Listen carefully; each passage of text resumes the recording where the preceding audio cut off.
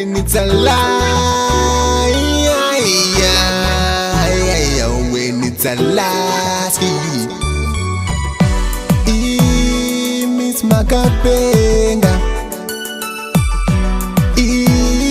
Miss Makapenga, Doti, Miss Makapenga. Got me sick. What's your name? What's your number one? No hello. Sisi Makapenga, Doti. Munetwa ani ndetwa ningi sakangati taure.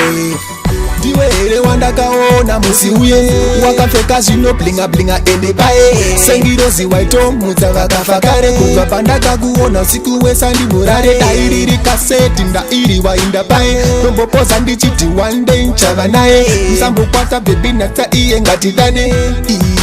Miss Makapenga, Miss Makapenga. Got me sick. What's your name? What's your number one? No hello. Sisi Makapenga, Doti. Munetwa ani ndetwa ningi sakangati taure. Kubandi bude mulundura mai.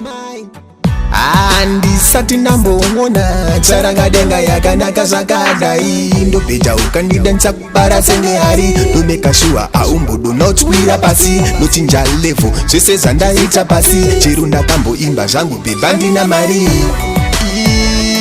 Miss Makapenga, got me sick. What's your name? What's your number one? No hello. Sisi Makapenga, Doti. Munetwa ani ndetwa ningi sakangati taure.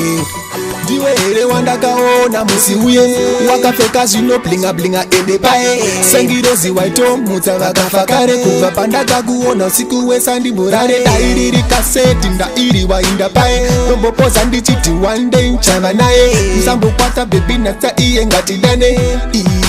Miss Makapenga, kubva pandaka kuona ndakaziva ndega kuti uringirozi yakabva kudenga mwana akanaka wandaigaroreva kuti ndingabuwa ndingatobata denga ndomuita queen nini ndiriki munyika yedu tega pasina notinetsa.